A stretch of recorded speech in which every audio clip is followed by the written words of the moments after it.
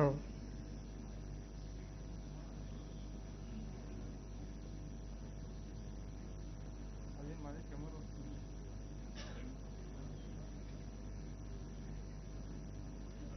Hello.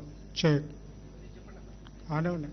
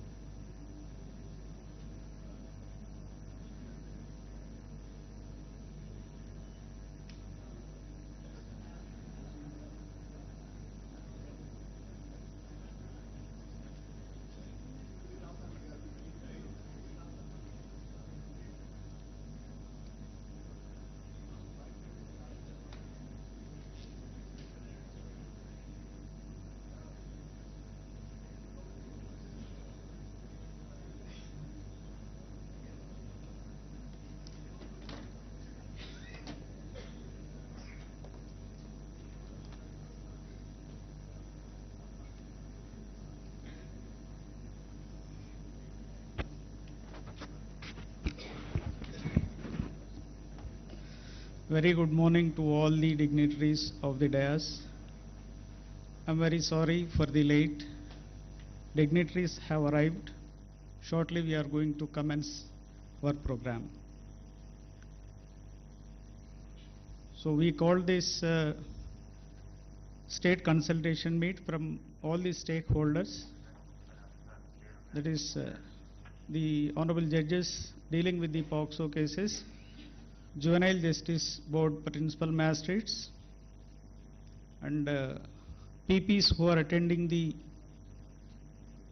POCSO courts, and SJPU police personnel, and DCPOs, in charges of Sakhi Center, and also Bharosa Center, and the chairperson and members of the SEPCR. We thought that these officers are very relevant as they are dealing with the POCSO offences. So with this, for this 2 days consultation meet, I hope that you will enrich or further add to your knowledge to dispense justice to the victims. Thank you for your patient sitting. Thank you for your kind cooperation.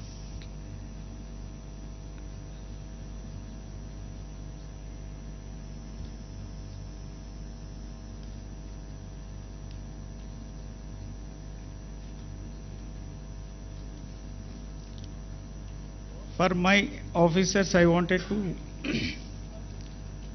convey the message. Now the Honorable Supreme Court of India, the Honorable the Chief Justice of India, and the executive dignitaries arriving.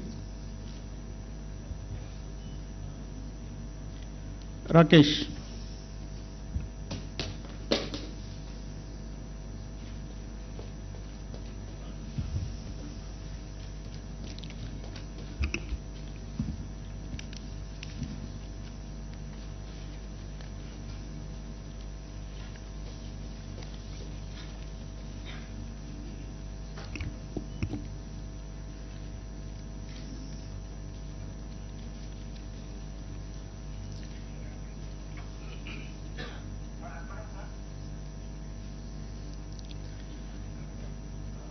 Kindly be seated.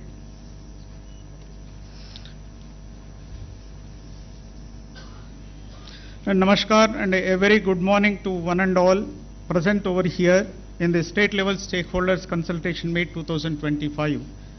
Before we begin with today's consultation meet, let us take a moment to acknowledge one of the most urgent responsibilities we share as individuals, as professions, and as a society. Every child has the right to grow up in a safety, dignity, and without fear. Sexual abuse is a profound violation of that right with lasting consequences that affect not just the individual but the fabric of our communities. It is our duty to ensure that survivors are heard, believed, and supported, and that system of prevention, justice, and care are strengthened and enforced. It is with that spirit this state level stakeholders consultation meet is being held today under the aegis of Women's Safety Wing, Women Development, Child Welfare Department, UNICEF, and Telangana State Legal Service Authority in this auditorium. Dr. MCRHRD, Human Resource Development, Hyderabad, in the august presence of my Lord Honorable Sri Justice Suryakanth, Judge, Supreme Court of India, and Executive Chairman, NALSA, and the Honorable Chief Minister of Telangana, Honorable Sri.A.Revanth Reddy Garu, and my Lords, Honorable Sri Justice Sujaypal Garu, Acting Chief Justice for the State of Telangana and Patron-in-Chief of Telangana State Legal Service Authority, and Honorable Sri Justice P. Samkoshi Garu, Judge, High Court for the State of Telangana and Executive Chairman of SALSA, and other honorable judges of the High Court and other dignitaries, a very good morning. I Panchakshri, Member Secretary, Telangana State Legal Service Authority. On behalf of all the 4 departments, I welcome you to this consultation meet. The dignitaries of the dais, participants present over here who have graced the occasion, ladies and gentlemen, to the city of pearls and a historic and culturally rich metropolis, Hyderabad. We are deeply honored to have among us a galaxy of distinguished dignitaries whose presence today elevates the significance of this occasion. May I now invite our today's chief guest, Hon'ble Sri Justice Suryakanth Garu, Judge, Supreme Court of India and Executive Chairman, National Legal Service Authority, to kindly grace the dais. I request Sri D. Kiran Kumar Garu, Secretary DLSA, to escort the Honorable Suryakanth Garu. Now I humbly invite today's our guest of honor, Honorable Sri.A.Revanth Reddy Garu, Chief Minister of Telangana State, to kindly adorn the dais, and I request M.A. Javed Pasha Garu to kindly conduct our esteemed guest. Now I humbly invite today's our guest of honor, Honorable Sri Justice Sujaypal Garu, Acting Chief Justice, High Court for the State of Telangana and Patron-in-Chief, to kindly adorn the dais, and I request Vikram Garu to conduct our esteemed guest to the dais. Now I humbly request respected Dr. Jitendra, IPS, Director General of Police, Telangana, to kindly join us on the dais.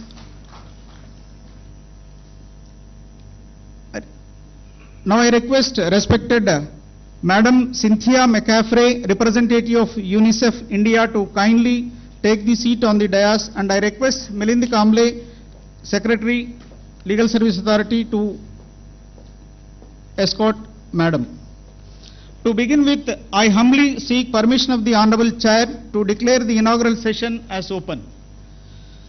Thank you, my Lord. The inaugural session is declared as opened. As a gesture of our heartfelt respect and in recognition of their distinguished service to the nation, we now present saplings to our honorable guests on the dais. To do the honors, I now request Honorable Sri Justice Sujaypal Garu, Acting Chief Justice of Telangana High Court and Patron-in-Chief of SLSA, to kindly present sapling.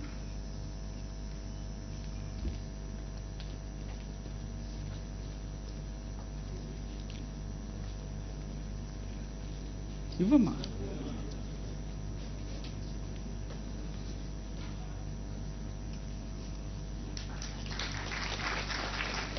May I now request Honorable Justice Maushmi Bhattacharya Madam, Judge, High Court for the State of Telangana, to present a sapling. No, Milord. I request Honorable Sri Justice P. Samkoshi Garu, Judge, High Court for the State of Telangana, to present a sapling to Honorable Sri Justice A.Revanth Reddy Garu.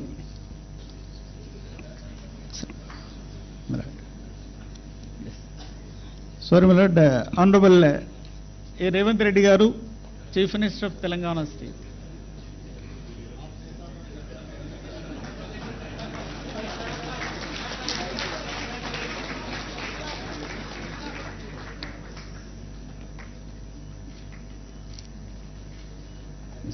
May I now request Honorable Madam Justice Maushmi Bhattacharya Madam to present a sapling to Honorable Sri Justice Sujaypal Garu, Acting Chief Justice, High Court for the State of Telangana. May I now request Ms. Charu Sinha Madam, Additional DGP CID, Women Safety Wing, to present a sapling to Sri Dr. Jitendra IPS, DGP Telangana. Now I request Sri Dr. Jalalam B. Tafassi, Chief Field of Office, to kindly present a sapling to Madam Cynthia McCaffrey, representative of UNICEF India.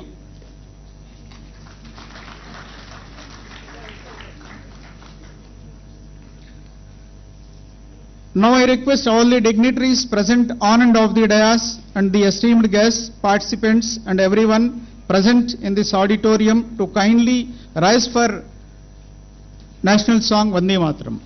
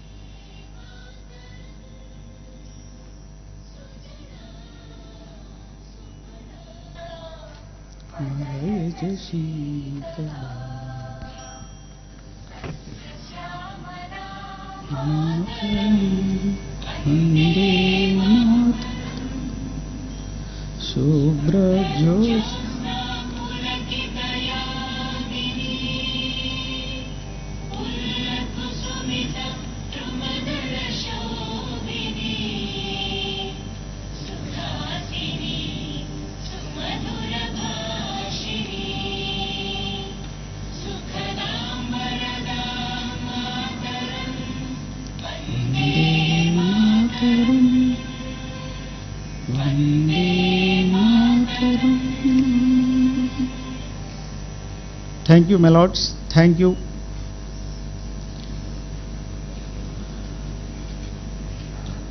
May I now request Madam Cynthia McCaffrey, representative of UNICEF India, to kindly deliver the welcome address. Madam, please.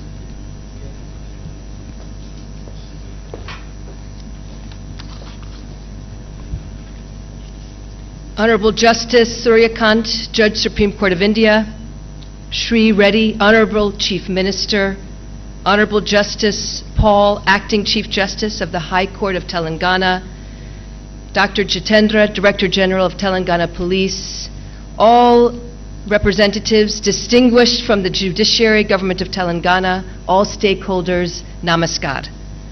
On behalf of UNICEF India, it is truly our honor to join you today at this landmark event that demonstrates the highest regard with which Telangana holds the protection of children's rights and well-being.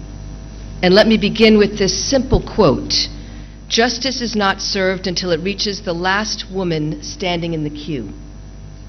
These are not words from an international convention. These are words written by Savitribai Phule, a charismatic social reformer of India who promoted girls' education and women's rights in the 19th century.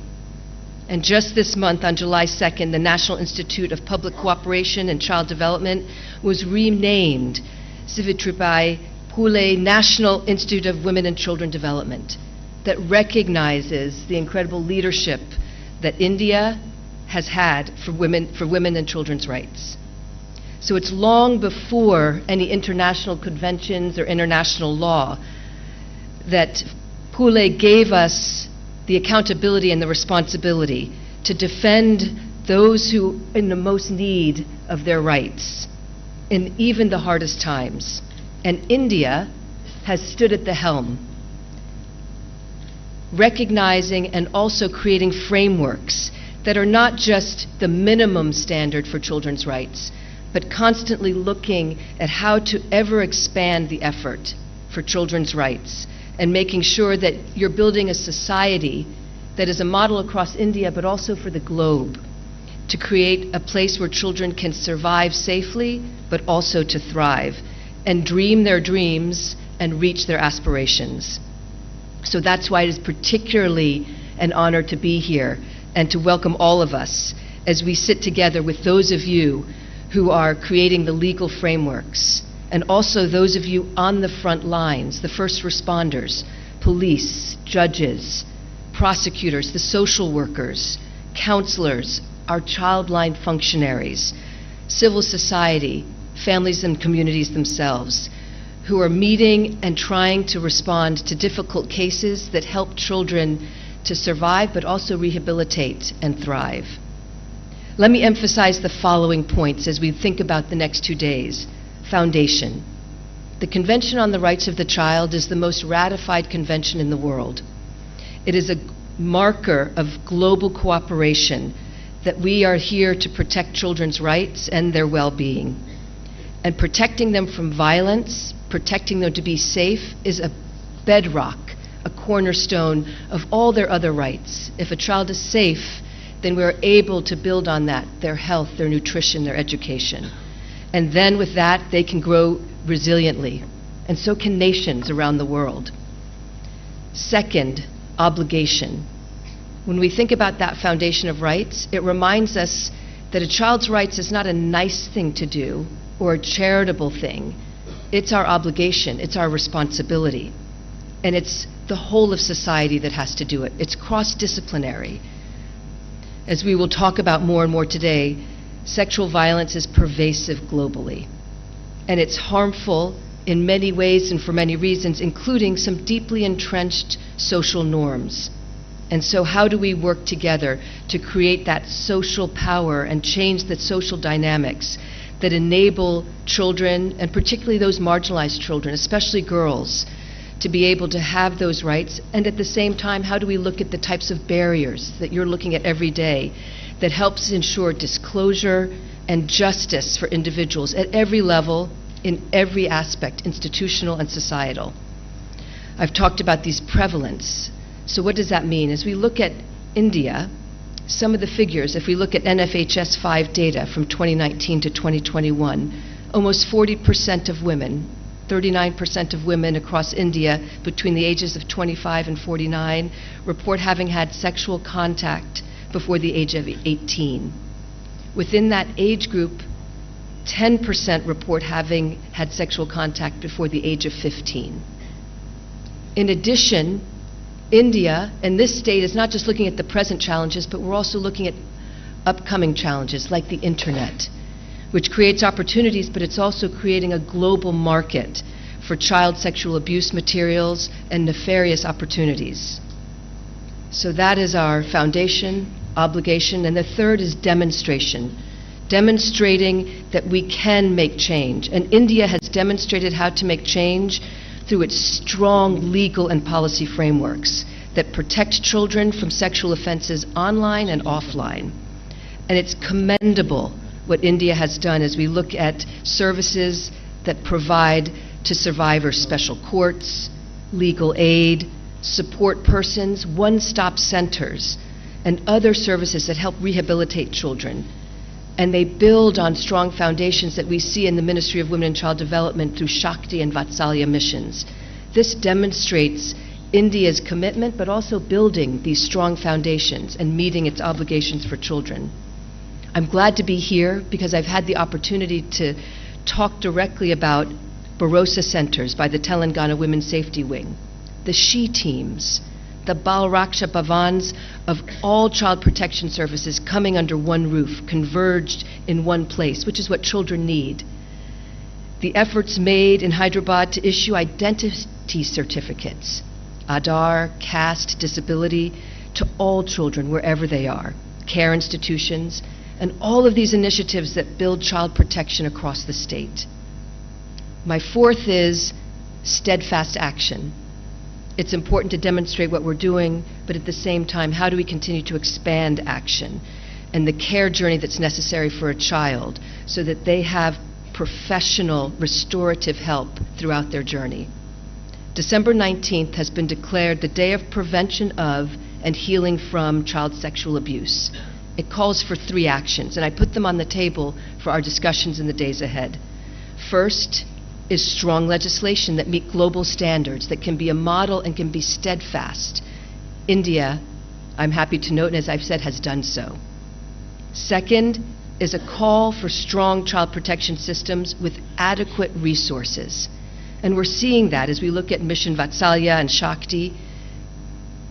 December 19th also calls for supplementing that from states. And we're seeing that here in this state. How do you make sure you complement from all levels those strong child systems?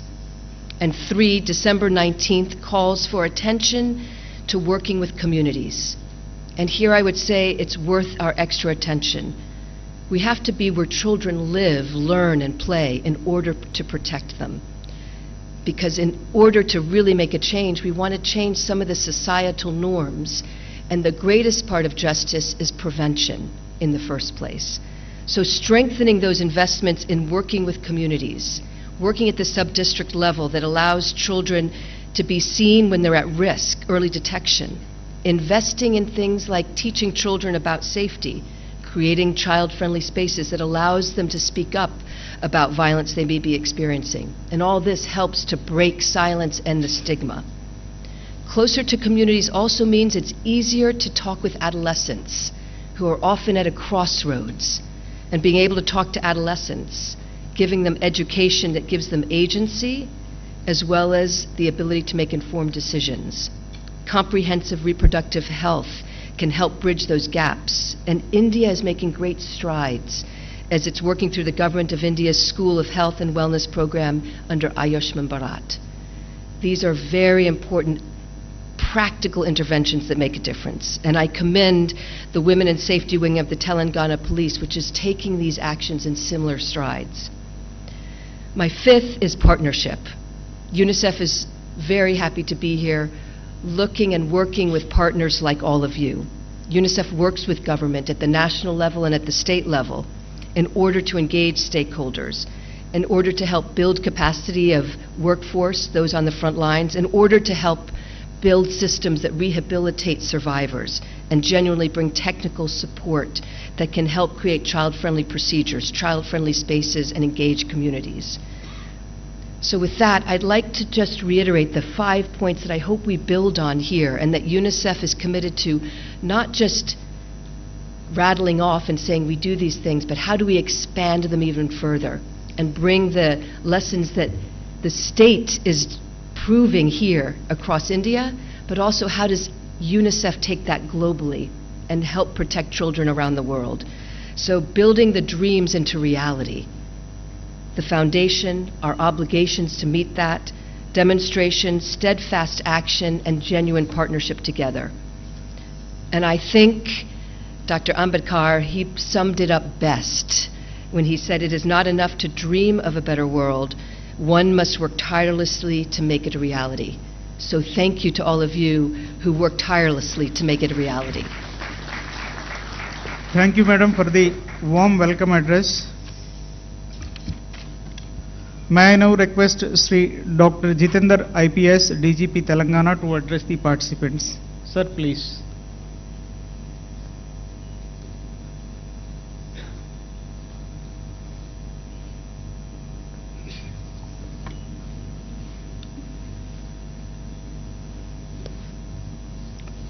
Honorable guests for today's conference for ensuring justice, rehabilitation and reintegration for child victims, strengthening POCSO and child protection ecosystems. Honorable Justice Sri.A.Revanth, Judge, Supreme Court of India, and Executive Chairman, National Legal Services Authority. Honorable Sri.A.Revanth Reddy Garu, Chief Minister of Telangana State. Honorable Justice Sujay Paul, Acting Chief Justice, High Court of State of Telangana and Patron and Chief, Telangana State Legal Services Authority. Cynthia McFerray, representative of UNICEF in India. All the Honorable Justices of Telangana High Court, members of Judiciary, esteemed dignitaries, police and other government officials, civil rights experts, representatives of civil society and development partners, especially Ms. Charu Sinha, Chief of Women's Safety of Telangana Police, and Ms. Anita, Secretary for Women and Child Welfare Department, and all boys and girls, good morning. It is a privilege to be part of national platform that brings together key stakeholders committed to child protection and justice delivery under POCSO Act, Juvenile Justice Care and Protection of Children Act. At the outset, I extend my warm greetings to all the participants and commend the efforts of Judiciary, Women's Safety Wing of Telangana, Women and Child Welfare of Government of Telangana in organizing this critical and timely conference. POCSO Act and the Juvenile Justice Care and Protection of Children Act are most significant legislations in this country towards child safety and dignity. Yet more than a decade after this enactment, we still face real challenges on the ground. Some challenges are like delays in trials, high rates of witness withdrawal, inadequate convergence between the systems, and most importantly, the risk of re-traumatizing the child while seeking justice. Conference rightly places its focus on rehabilitation and reintegration, not as secondary aspects but as central pillars of the justice process. In Telangana, we have tried to respond to these gaps through a unique systemic innovation that Bharosa Centers. It was established in Telangana and now it is scaled to 29 operational centers as one-stop crisis response and integrated support system for survivors of rape and child sex abuse. It brings together police, legal, medical and psychological services under one roof, away from police stations and hospitals as is evidently required by the POCSO Act. Every center has a dedicated child-friendly counseling room with age-appropriate material toys, visual tools and calm spaces to reduce fear and anxiety among the victims. Child psychologists and counselors trained in child-specific communication methods as well as medical and paramedical support persons provide key roles during this BNSS statement, medical examinations and helping investigating officers elicit trauma-informed disclosures. Dedicated support persons and legal support staff ensure that child and family are not left to navigate the justice system alone. An enabling ecosystem for POCSO should not be an isolated initiative. It is just enabler for the justice.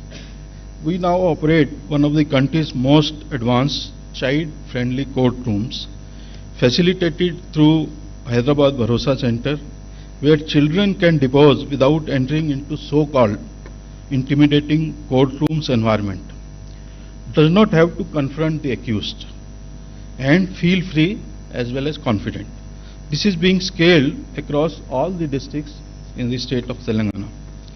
Convergence between Bharosa and juvenile justice system, including CWCs, DCPWs, JJBs and the courts, should grow further to become a comprehensive model for interagency collaboration.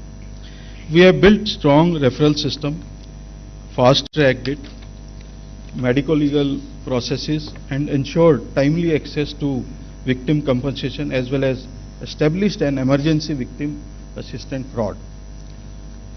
Despite its progressive framework, the juvenile justice system continues to face some challenges. The convergence between juvenile justice boards, CWCs, police and support services often lacks consistency and structure. Delays in rehabilitation planning, weak legal aid and inconsistent application of child-friendly procedures contribute to gaps in justice delivery process. Additionally, limited access to psychological counseling and slow victim compensation processes hinder full reintegration of child into the society.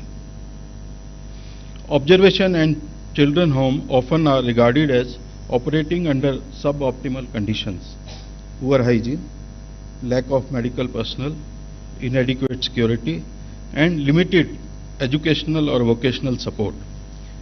Many homes lack trained staff and structured rehabilitation pathways, leading to emotional disengagement and increased risk of absconding. Weak admission documentation and monitoring systems further compromise child safety and traceability. To strengthen synergy between POCSO framework and juvenile justice system, joint operating procedures and streamlined referral mechanisms must be institutionalized.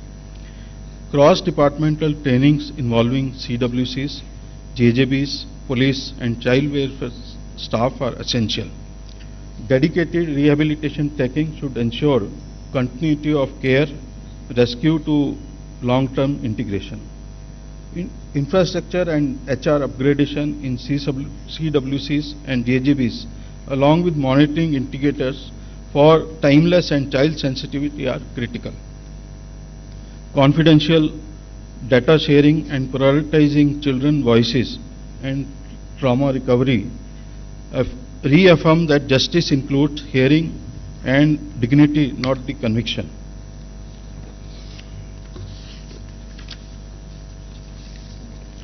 Let the conference be a platform not just for deliberation but for commitment. Let us together reaffirm that justice for children is not just about conviction rates but about restoration, safety and healing. State of Telangana, under the leadership of our Honorable Chief Minister, is committed to strengthening the Bharosa model further and sharing our learnings to contribute to national and state frameworks. We welcome collaboration, innovation and shared vision for all present here. Let us all be together and take care of life and dignity of all people who deserve it. Thank you. Jai Hind. Thank you, sir, for your special address on this inaugural session. I now request Honorable Mr. Justice Sujaypal Garu, Acting Chief Justice, High Court for the State of Telangana and Patron-in-Chief, Telangana State Legal Service Authority, to kindly illuminate us with your Honor's special address.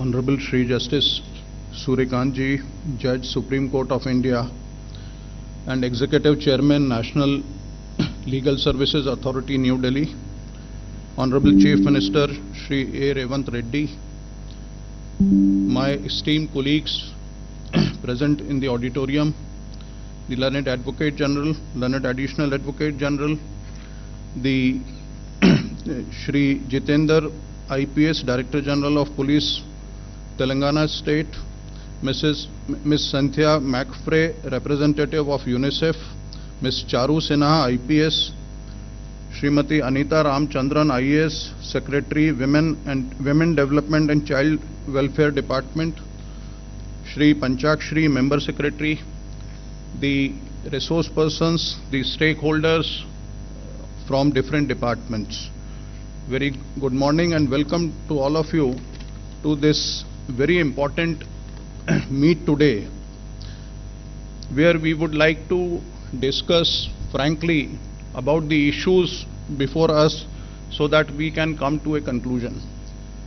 But before coming to that, I would like your attention on the very, very relevant data which will show us the picture regarding POCSO matters. In December 20, the pending cases in Telangana regarding POCSO were 5267. In December 21, it became 6828. In December 22, it became 10,589. Comparing from December 20, when it was 5267, in December 22, within 2 years, it became almost double, 10,589. In January 23, it was 10,605, and at present data is available up to October 24, where the figure was 8308. This alarming increase is only one aspect of which causes worry. The another aspect and the another data which is more alarming, which is more dangerous, is that 98% accused are either family members, relatives, friends or neighbors. And therefore, in such a situation, a child victim who is subjected to sexual abuse, it is very difficult to withstand the social pressure, and in most of the cases our experience is that that victim turns hostile because of the family and social pressure. In that event, what is very important to record conviction and stop this is the scientific evidence, the other circumstantial evidence. And therefore, the idea to bring everybody under one roof that every stakeholder, the education, the police, the health department, the R&B, everybody who is taking care, who is the stakeholder, should be under one roof so that we can identify the issues and solve the problems. I'll give a very small example that when a child enters a school, her or his name is registered in admission register, we sometimes called as Dakhil Kharij register. A small overwriting in date of birth in that school register can give benefit to the accused if at later point of time that child is subjected to any sexual abuse. Likewise, as I said, that scientific evidence in cases of POCSO are very important. Now the Government of India has come up with a complete protocol of DNA, how to procure a sample, how to keep a sample, in which temperature it is to be kept, what is the shelf life, what is to be taken care of. And there is a judgment of Supreme Court on that, if I correctly remember, authored by Honorable Justice Bela Trivedi. The entire chain, the time from where the sample was taken and how it travels to the FSL and then how the report is prepared, this entire chain needs to be established meticulously. And even one break of chain anywhere ultimately gives benefit to the accused. A checklist can be prepared so that all these possibilities can be eradicated. These are very sensitive issues because ultimately victim is a person about which the organizers have rightly given the name that it is a conference for giving voice for the voiceless. So what my understanding is that in all these technical sessions where the experts and resource persons will address you, please feel free to tell you about your problems in your department which you are facing, and please interact with the resource persons, please interact with the other departments. I'll give a small example of a similar conference in my parent state. A young lady constable stood up in a session and she said that when we take the victim, the child with their parents after the sexual abuse to the hospital, we are required to wait for 5 hours, sometimes for 6 hours because the doctor is busy elsewhere. And it is such a traumatic thing for that small child and their family members that sometimes the family members withdraw their consent for the medical checkup. We discussed it in the conference and the head of the medical department stood up and he said that from Monday itself we will prepare a roster where in every hospital a dedicated doctor will be there whose first responsibility will be to take care of and attend that child. So these are small things, but this makes a difference how we treat the child, how we give her an atmosphere and how sensitive we are.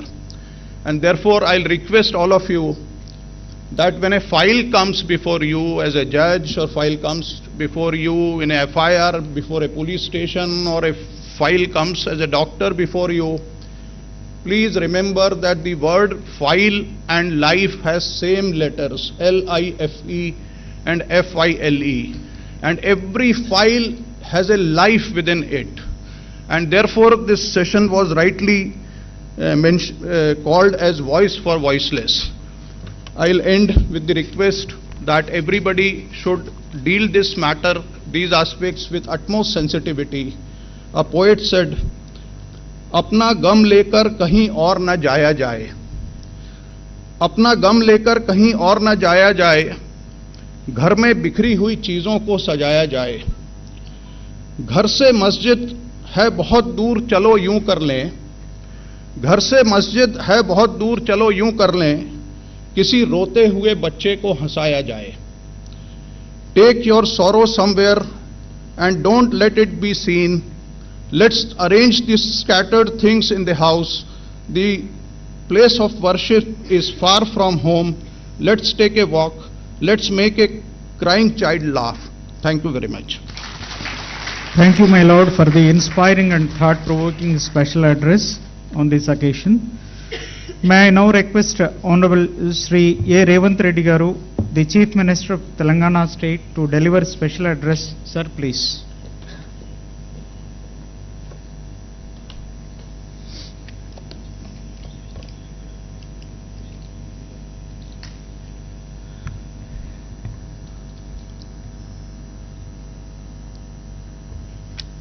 Honorable Sri Justice Suryakanth, Judge, Supreme Court of India, and Executive Chairman, National Legal Services Authority, Honorable Sri Justice Sujay Paul, Acting Chief Justice, High Court of State of Telangana, and Patron-in-Chief, State Legal Services Authority. Respected members of Judiciary, senior police officers, women and child department officials, legal services experts, UNICEF, civil society and development partners. I welcome you to this state level conference. The theme, Voice for the Voiceless, is very important for our society. I congratulate the Telangana Police and other organizers for holding this conference. We must put child survivors at the center of our legal and moral framework in fighting this heinous crime against humanity. We have to protect our children from sexual abuse at any cost and with all means. My government gives top priority to the protection of children and women. Telangana Bharosa project has 29 centers. It provides police support, legal aid, medical assistance, and counseling in a friendly environment. Telangana pioneered child-friendly courts run by Hyderabad Bharosa Center. The goal is not just faster cases disposal, but total child protection and development. POCSO Act and Juvenile Justice Act are highly progressive instruments in our legal framework, but they come with problems. We must ensure procedure help child victims, not hurt them. We must also end child pornography and impose strict punishments.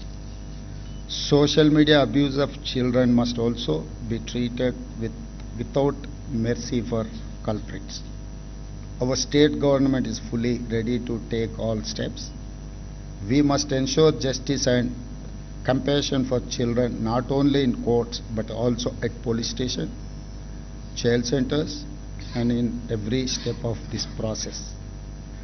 I appeal to all of you, respected judges, police officers, CWCs, development partners, let us move forward with a shared mission. Justice is not just about conviction. It is about restoration, about dignity, and reclaiming childhood. Thank you. Jai Telangana. Thank you, sir, for your valuable message and the steps being taken by the Telangana state government. It is time to hear our today's chief guest, Honorable Sri Justice Suryakanth, Judge, Supreme Court of India. My Lord, please.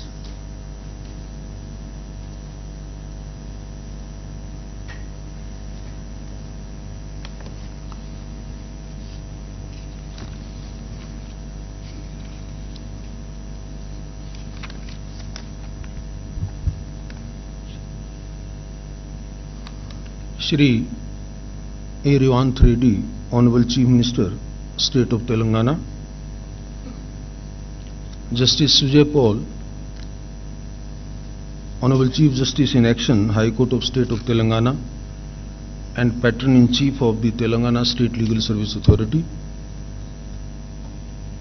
Justice Shyam Koshi, Executive Chairman of the State Legal Service Authority, Telangana, my distinguished sister and brother judges of the Telangana High Court,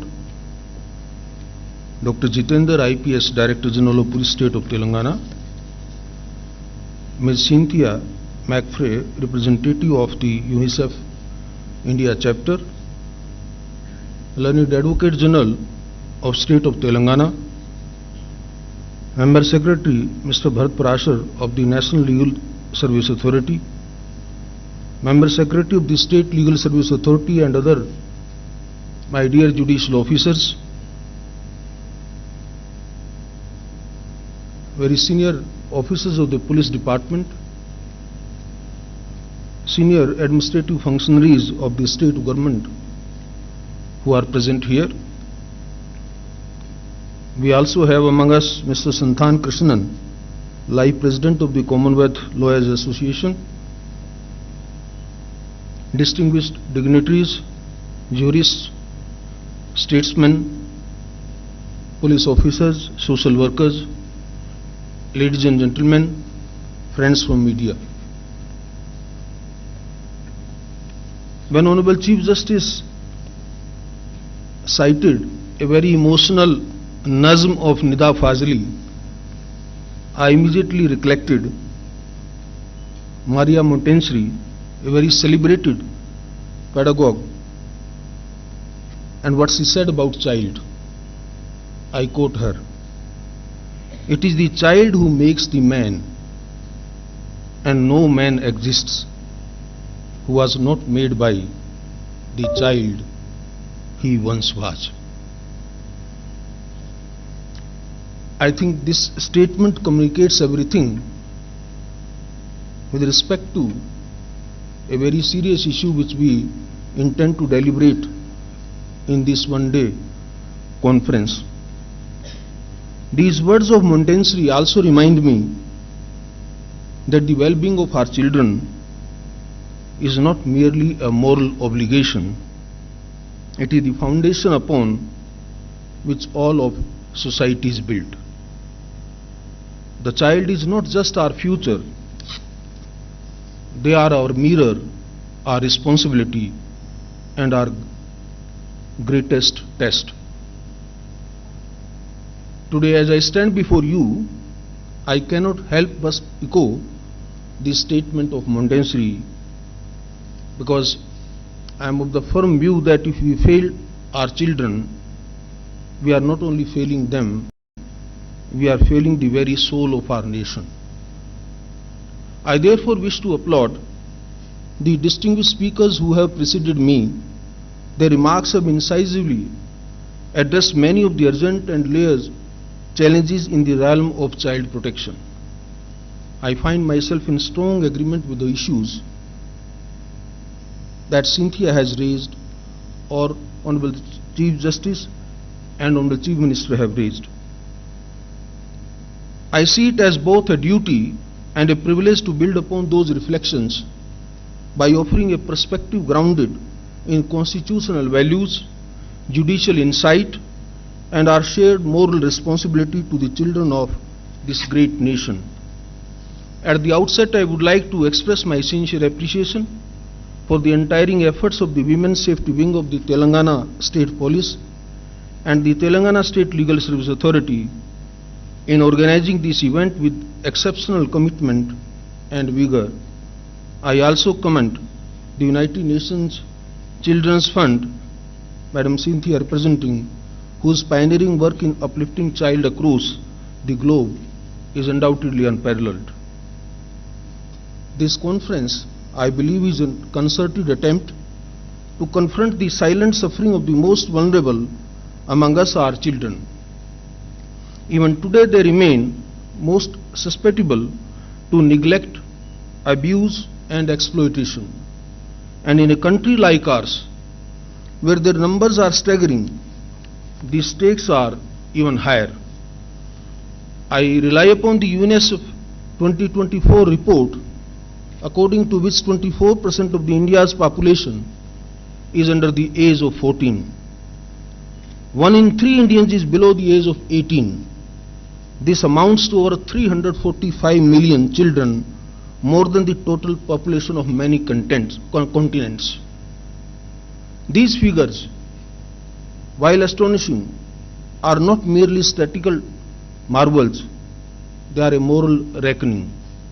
For a nation so young, our greatest asset could also too easily become our gravest liability if we fail to protect, nurture and invest in our children. Potential does not convert to progress on its own. It requires systems, safety and sustained care. Each child we fail is not just a personal tragedy, but a lost thread in the fabric of our nation's future.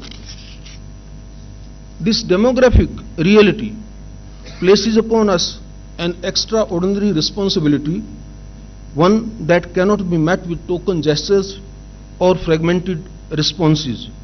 Every act of abuse, every moment of neglect must be seen not as an aberration, but as a collective failure. If we neglect our children, we forfeit the very future we hope to build. We must consequently confront what we are often too afraid to name, the child sex abuse. Make no mistake, this crime does not occur only in dark alleyways or distant corners. As Honorable Chief Justice rightly pointed out, it happens within homes, schools, neighborhoods and institutions. Places we instinctively consider safe, it is a violation that hides in plain sight. And it is not only a criminal act, it's a betrayal of trust, of childhood and of the constitutional promise to protect our most vulnerable. It makes a grave failure of our collective guardianship, and if I can say, it's also a failure of the state's parents' patriarchal responsibility. What makes this abuse especially heinous is that its harm runs far deeper than physical injury. Its wounds are often invisible but lifelong. Fractured self-worth, chronic anxiety, depression, PTSD, and tragically, you must have seen sometimes even suicide also. But the long-term damage goes even further. Research increasingly shows that children who suffer such trauma are more likely to become withdrawn, economically marginalized, or emotionally unstable adults. Worse still, there is the risk that some may perpetuate the very cycles of abuse that once endured. These are the outcomes no enlightened society can afford to ignore, and therefore we need to be over-conscious about it. The law is enacted, of course. We have the 2012 Act, which is a very robust legislation. It brought a long overdue legal overhaul, which is gender neutral, comprehensive and child sensitive. It recognized perhaps for the first time that the justice system must be adapted to the child, not the other way around. But a law is not only as strong as its implementation. Special courts remain unevenly distributed. Police forces are often undertrained in trauma-informed investigation. Schools rarely speak about consent, autonomy or safety. And even in judiciary too, we are insufficiently sensitized to the unique vulnerabilities of the child victims. In light of these realities, the path forward must be carefully and compassionately charted. There is where the agenda of this conference becomes so vital. As a lifelong student of law, I have experienced firsthand how even well-meaning systems often place disproportionate emphasis on punishing the perpetrator, while the child, whose life has been irreversibly altered, is left unheard, unsupported, and often re-traumatized by the very mechanisms meant to help. Justice becomes synonymous with conviction instead of recovery. If some of you will recollect, in 2014 onwards, I have been speaking about invisible victims of system, and that is what precisely I meant to say. Consider the case of a 10-year-old made to recount her trauma repeatedly. Before whom? To a teacher, a police officer, a medical examiner, a lawyer, and then a judge. With each retelling, her voice grows fainter until it vanishes altogether. This cannot be called justice. It is distress compounded by process.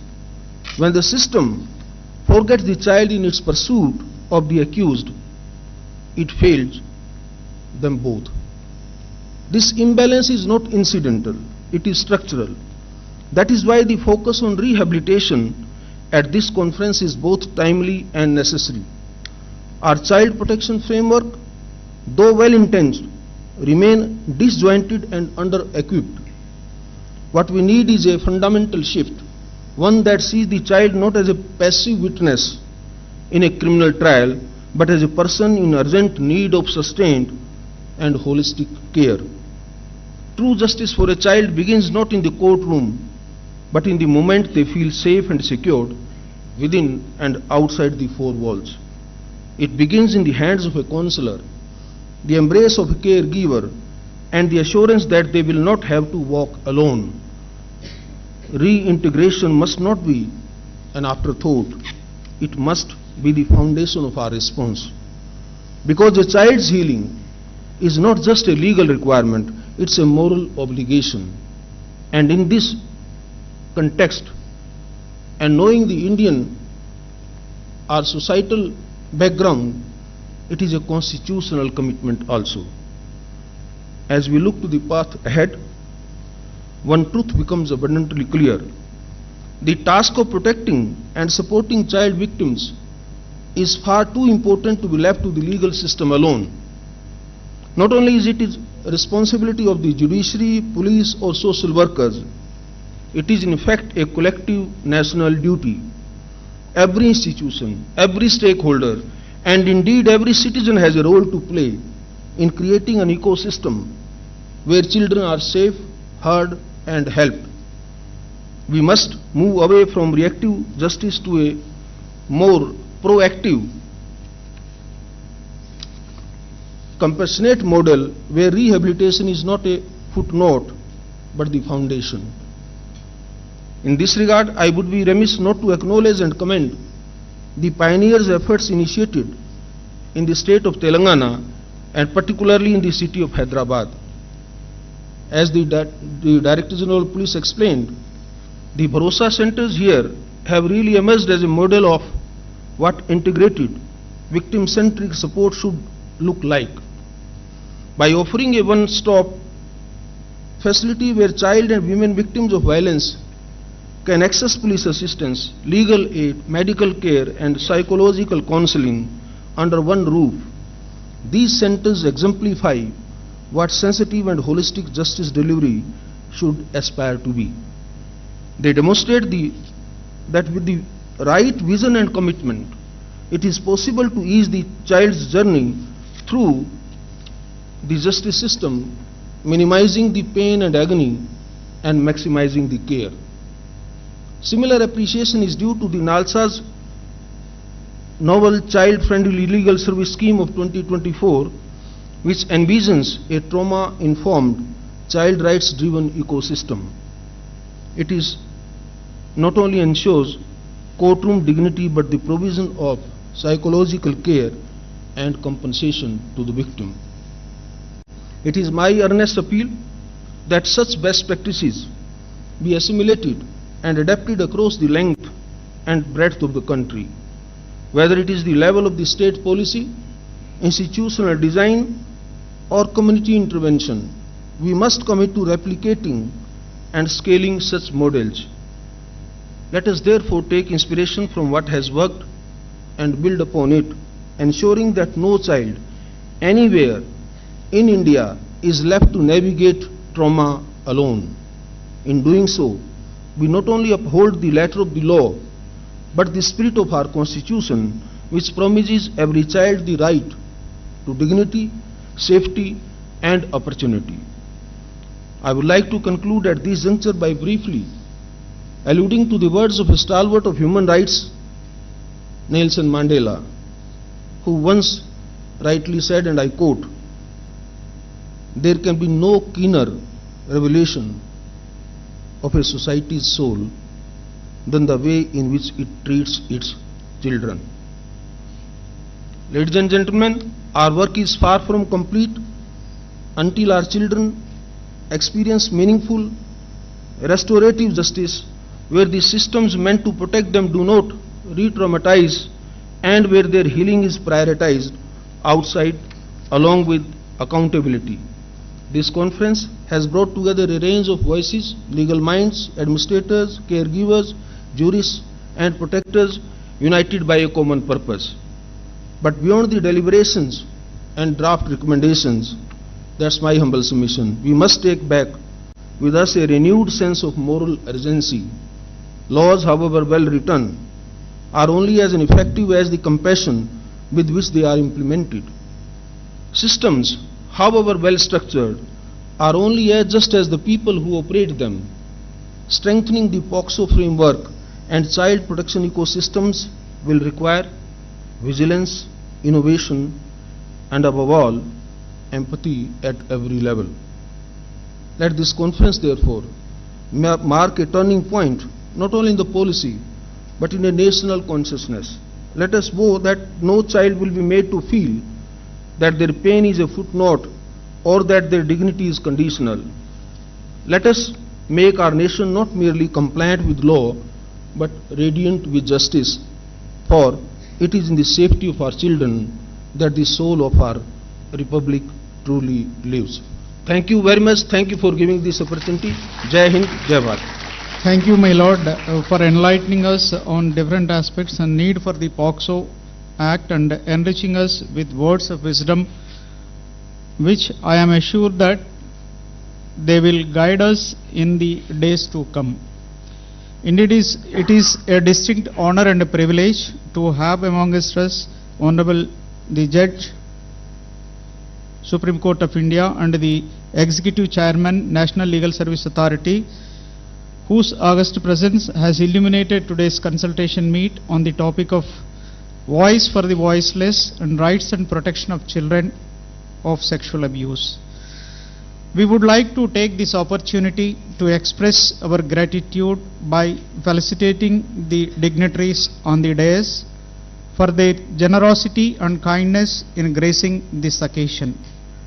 For this, I humbly request Honorable Sri Justice Sujay Pal, Acting Chief Justice High Court for the State of Telangana and Patron-in-Chief Telangana State Legal Service Authority, to kindly honor His Lordship Honorable Mr. Justice Sri.A.Revanth, Judge, Supreme Court of India and Executive Chairman, National Legal Service Authority, with a shawl and a memento.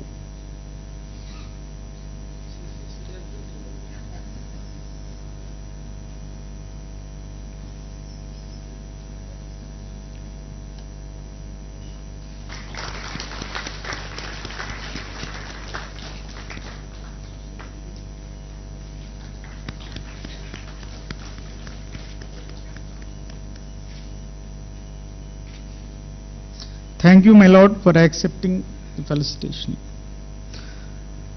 Now, I humbly request Honorable Sri Justice P. Sam Koshi, Judge, High Court for the State of Telangana and Executive Chairman, Telangana State Legal Services Authority, to kindly honor our Honorable Sri.A.Revanth Reddy Garu, Chief Minister, Telangana State, with a shawl and a memento.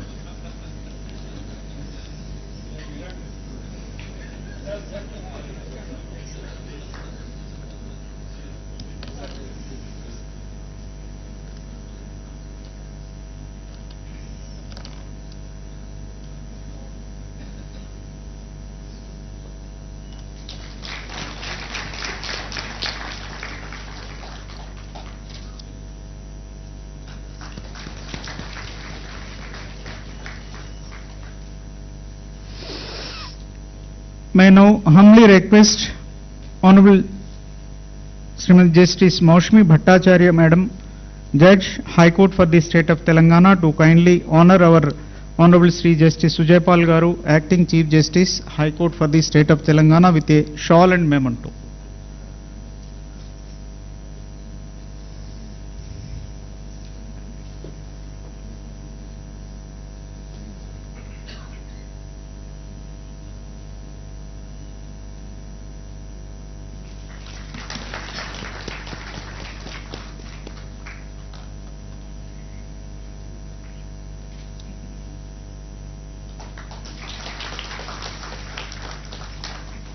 Thank you, my lord.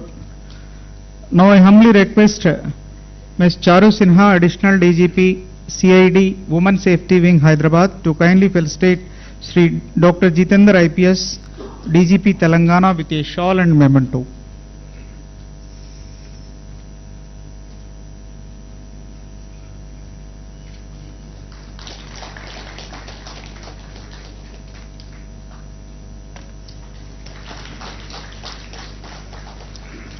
Now I humbly request Sri Dr. Zelalam B. Tafassi to kindly honor Madam Cynthia McCaffrey, representative of UNICEF India, with a shawl and memento.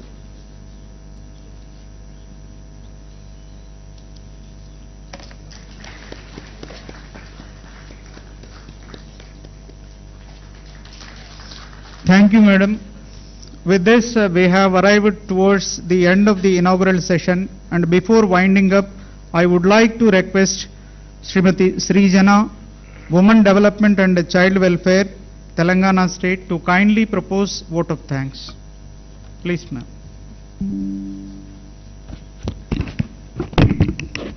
Namaskar to every dignitary, guest and participant gathered here. Today, we stand united by a cause that transcends profession, politics and power, protecting the innocence of our children and giving them a safe childhood. On behalf of the Telangana State Legal Services Authority, Women Safety Wing, Department of Women Child Development and UNICEF, I express our deepest gratitude to Honorable Justice Surya.Kant Garu, whose presence reaffirms that the highest court of our land remains a steadfast guardian of child rights. We are inspired by the commitment of Honorable Chief Minister Revanth Reddy Garu and the Honorable Acting Chief Justice of Telangana, Sri Sujay Pal Garu. Their leadership sends a strong message that justice for our children is not optional.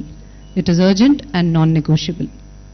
To DGP, Dr. Jitendra sir and Ms. Cynthia McCaffrey, we are grateful for your voice and your action. Your work reminds us that systems are strengthened when hearts lead the way. To the judges, officials and partners, activists, thank you. You are the architects of change and the silent warriors who protect those who cannot speak. As we step into the technical sessions, may our collective voices echo louder than the silence and our shared action be the bridge between the law and justice. Thank you. Jai Hind. Thank you, ma'am. Now I seek the permission of the Honorable Chair to declare the inaugural session is closed. Thank you, my lords. The inaugural session is declared closed. I now request all the dignitaries present on and off the dais, all esteemed guests, participants and everyone present in the auditorium and who are witnessing this inaugural session virtually, to kindly rise for national anthem. जनगण मन अधिनायक जय हे भारत भाग्य विधाता पंजाब सिंध गुजरात मराठा द्राविड उत्कल बंगा विंध्य हिमाचल यमुना गंगा उच्चल जलधि तरंगा तव शुभ नामे जागे तव शुभ आशीष मांगे गाहे तव जय गाथा जन गण मंगलदायक जय हे भारत भाग्य विधाता जय हे जय हे जय हे जय जय जय जय हे. Thank you, my lords. Lunch is arranged for the participants at Tungabhadra Trupti Hall, and for the VIPs adjacent to this auditorium, I request all the participants to join.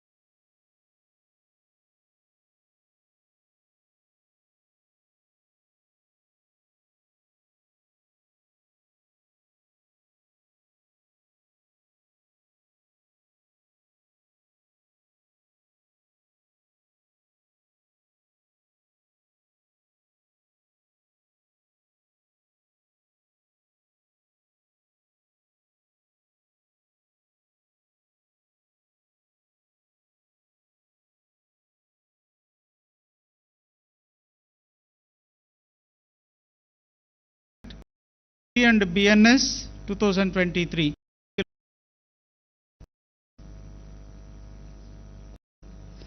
The technical session 1 will focus on the importance of determination of the age of the child in POCSO cases, complexities in determining the age of the child, information technology and cyber crimes related to children, provisions of child victims under Juvenile Justice Care and Protection Act and POCSO Act, provisions for child victims under the BNSS 2023 and BNS 2023. The panel speakers for this technical session 1 are Sri C.H.K. Bhupati Garu and Madam Rema Rajeshwari and Pagadala Ashok, and this session is going to chair by Honorable Justice Maushmi Bhattacharya Madam, Judge, High Court for the State of Telangana and a chairperson of the committee to monitor the cases filed under POCSO Act, and at the same time JJC also. Now I request Honorable Srimati Justice Maushmi Bhattacharya Madam to come on to the dais.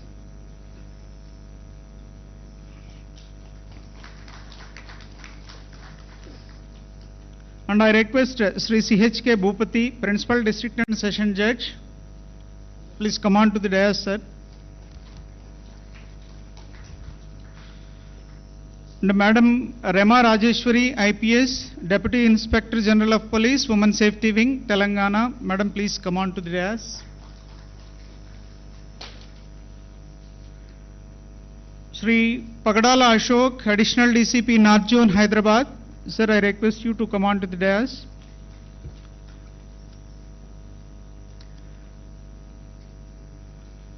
I request Honorable Srimati Justice Tirumala Devi Madam to present a sapling to my Lord Honorable Justice Maushmi Bhattacharya Madam.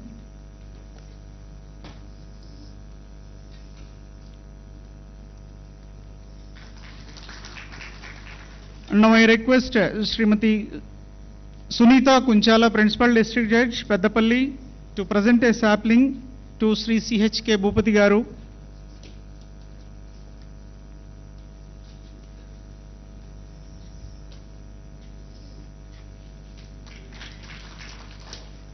I request Srimati Chatana, IAS, SP, Women Safety Wing, to present a sapling to Madam Rema Rajeshwari, IPS.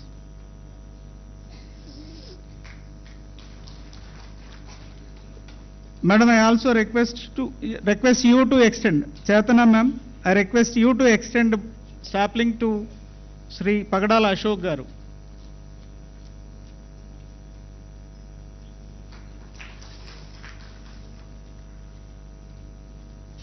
Ma'am, now I request the Honorable Srimati Justice Maushmi Bhattacharya Madam to chair the session. I request all the participants to interact with the panel speakers on the topics assigned to this session. Thank you, ma'am. Please.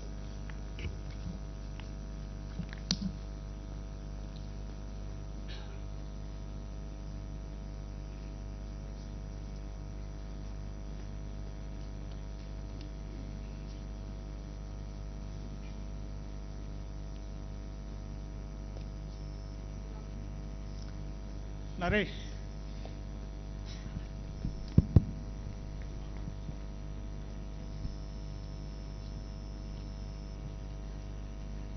Good afternoon, everyone. My most esteemed colleagues who are here, thank you very much for being here. And everyone else who's come back after lunch. I and my very specialized and esteemed panelists have an uphill task because we are here after lunch. So if not anything else, we will at least help you not to fall asleep, hopefully.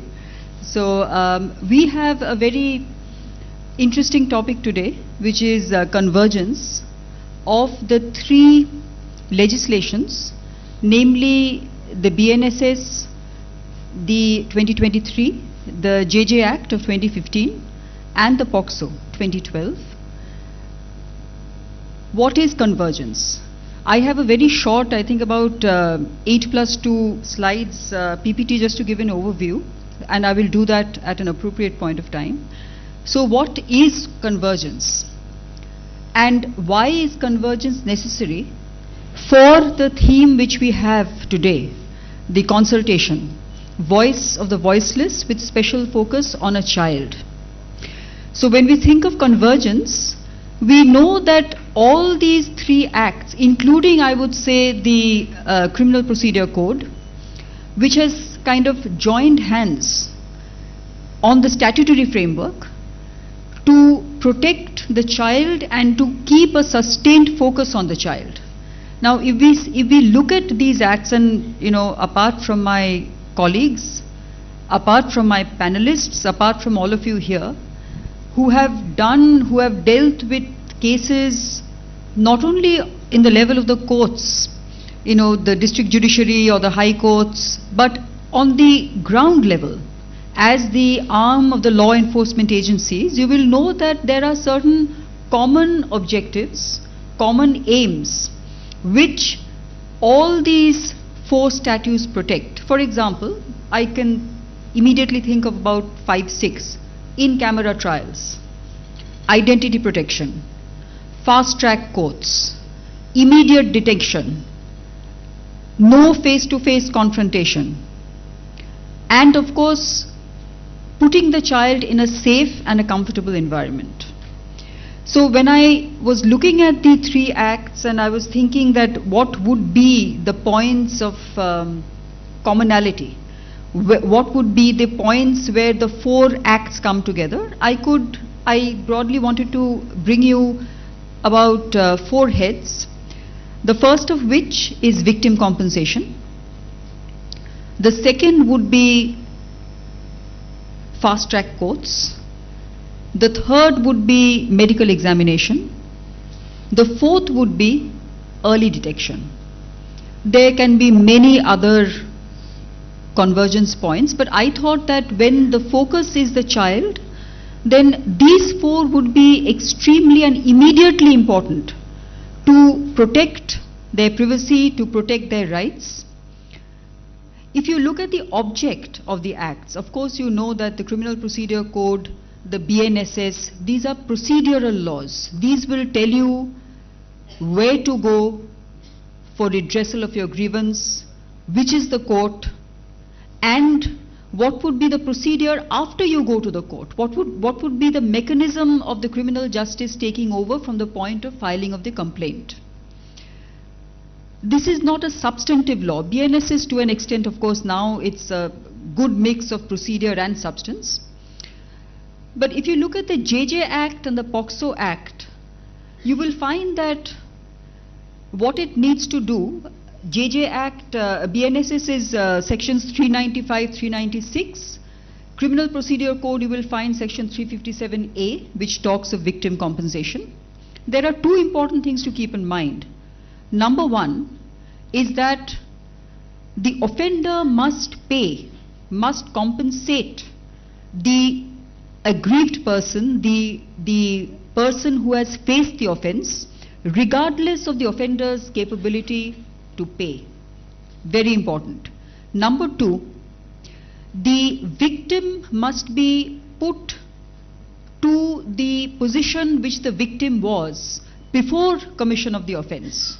So there cannot be, like we normally do in maintenance cases, so there cannot be a complete downgradation of the victim's position after compensation. So these 2 are important things to remember.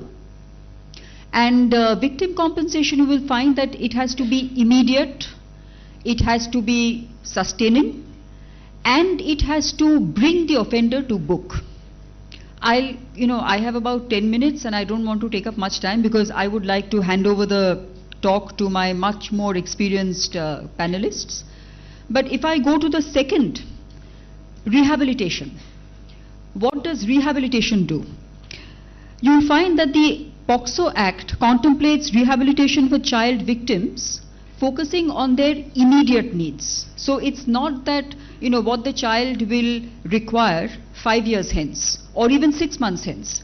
But what is the immediate need to rehabilitate? What are the social, the civil society forces to bring together to rehabilitate the child, to mainstream the child? You know that section 39, if I'm not mistaken, of the JJ Act, that speaks of rehabilitation.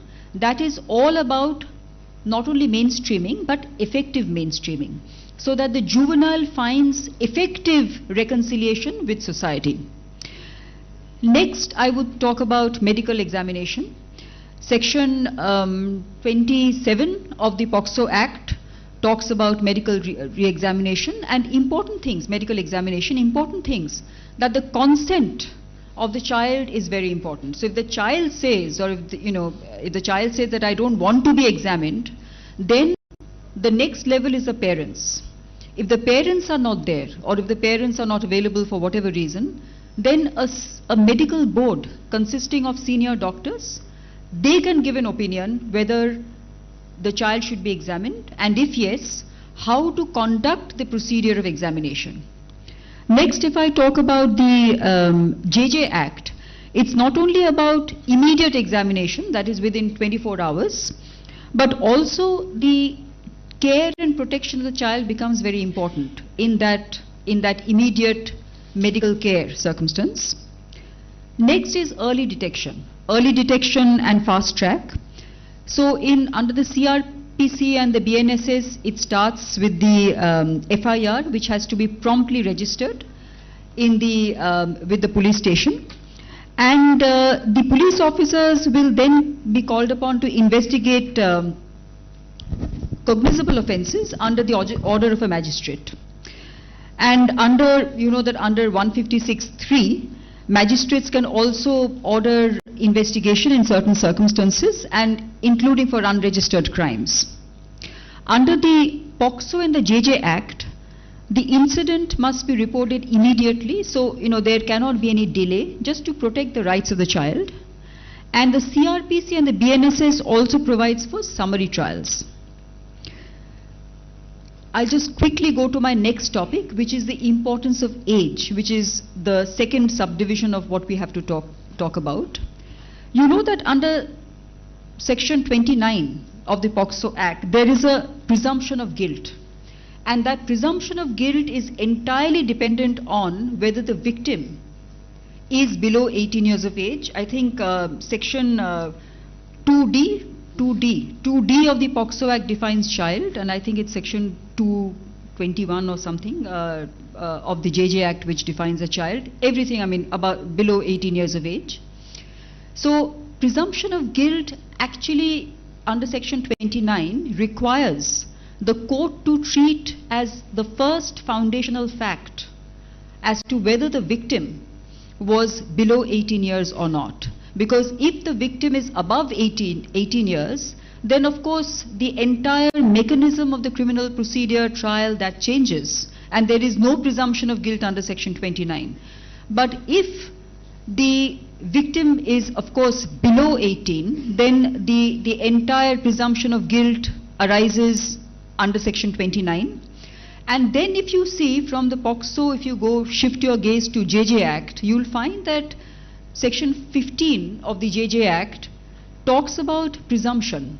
It can be through visual appearance, it can be through interactions with the offender, with the or the child or the person who has suffered the offence with the JJ board.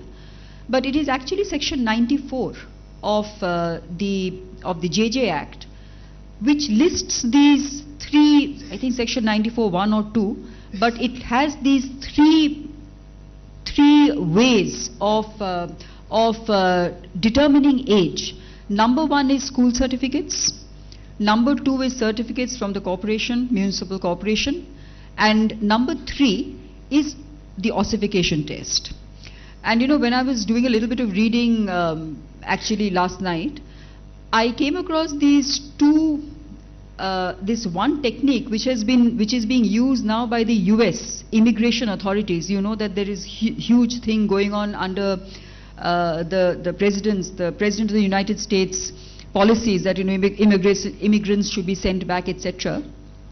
they've come across this test called the wisdom teeth test. And that wisdom teeth test is the third molar tooth, which usually sprouts between 17 and 25 years of age. And they feel that the margin of error in the wisdom teeth test is much lower than the bone ossification test. The second, the recent technique which I came across is called the epigenetic clock. The epigenetic clock test. That actually measures the age using the age of DNA and the age of, the methyl conditions of DNA, that how old is the particular tissue in the body of the victim. So can you imagine how advanced and how scientific these tests have become just in order to determine age. And under the POCSO, you know that it is so important to determine the age of the victim so as to not only sometimes protect the rights of the accused, but also to bring the accused under the book because of Section 29, the presumption of innocence. And in a 2022 judgment of, I think, authored by Justice Pardiwala, it's called Shubham Sankra 2022. I've forgotten the citation. There, the Supreme Court also took into account the ways of measuring of age determination under Section 94 of the JJ Act, read with Section 15 in some circumstances, and saying that, visual appearance of a child or visual appearance, how a person looks, cannot be a determinative factor, and it can be full of error, and therefore specialized tests must be developed to determine age.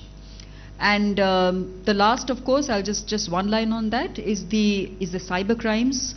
You know that now children are, the biggest victims of cyber crimes, whether it's child pornography, whether it's morphing the image and using that particular child's face, and it is so quick, it is so heartless, and it does complete and lifelong damage to the child. So I'll forget to just quickly in 1 minute show the slide, so that since I've spent some time on it, so might as well show it. So just the convergence, I've already spoken about these things. That's the JJ Act, the POCSO Act, and the BNSS, and the difference as well as the convergence in these three acts. Then the definition of a child and victim under the legislations. You have the sections under the JJ Act, POCSO, and the BNSS. And I'm quickly going through it, but it's with Mr. Panchakshari, so he can share it with anyone who's interested. It's just 8 slides. Then we have the victim-centric approach in the law, and again